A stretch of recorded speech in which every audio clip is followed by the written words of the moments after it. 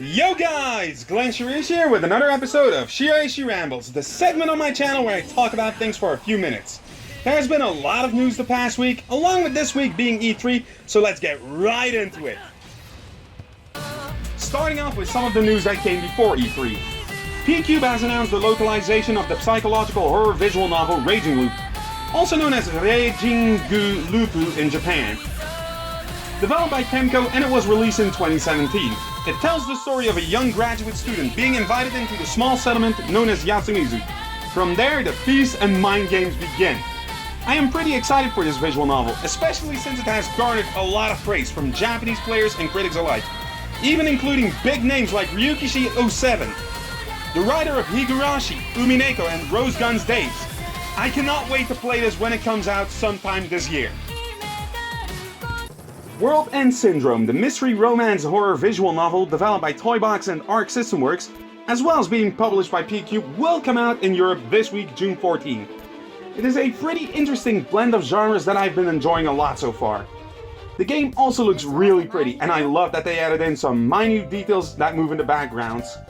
The first hour gameplay video will be in the description, and many thanks to P-Cube for providing me with an early access / review code for the game, which allowed me to check this game out ahead of release. Nintendo revealed a whole lot of information on Pokemon Sword and Shield, revealing a few of the new Pokemon, including new fan favorites like Corviknight and Wooloo, as well as the two main legendaries Zacian and Zamazenta, which look pretty cool to me. They also introduced a few of the characters such as the rival Hop, Champion Leo, Gym Leader Milo, Professor Magnolia, and her assistant Sonia. The biggest reveal for the games though is the new gimmick of this generation, which is called Dynamax. It is a phenomenon that can occur in certain places in Galar, such as the Wild Area and Gym Stadiums. Activating Dynamax basically turns your Pokemon of choice into a huge kaiju once per battle and allows access to max moves. I cannot wait to experiment with Dynamax when the games come out November 15.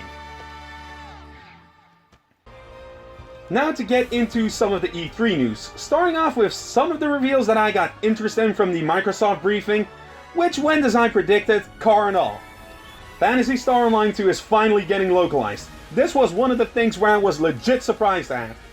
However, there has been no word of it coming out in Europe as of now, but I am amazed that after all these long years that Phantasy Star Online 2 is running, we are now finally getting the game in English officially. CyberConnect 2's Dragon Ball Action RPG Project Z finally has its title revealed, and it's called Dragon Ball Z Kakarot, which follows the usual Dragon Ball Z storyline, which sort of makes sense to me given the focus is on Goku. I know the story is done to death, but I'm still rather excited to see how this game will play. It also looks pretty amazing given CyberConnect 2's track record with the Naruto games. It's coming out early 2020. Namco Bandai also revealed Tales of Arise, a whole new mainline Tales game on the PS4, PC and Xbox One. I can say that this game looks pretty amazing, though I would like to see more of the gameplay being previewed because it looks more dynamic. It has been a long time since Tales of Vesperia and the departure of Hideo Baba from Bandai Namco, so I am wondering how the new team will handle this game.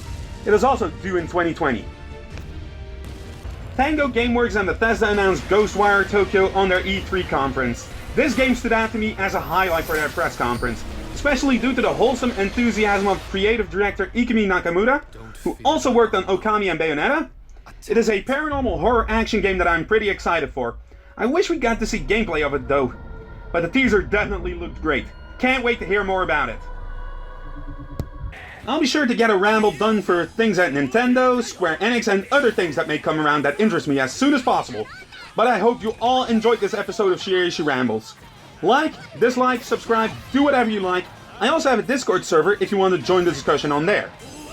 This is Glenn Shiraishi here saying, stay sane and stay entertained. Peace!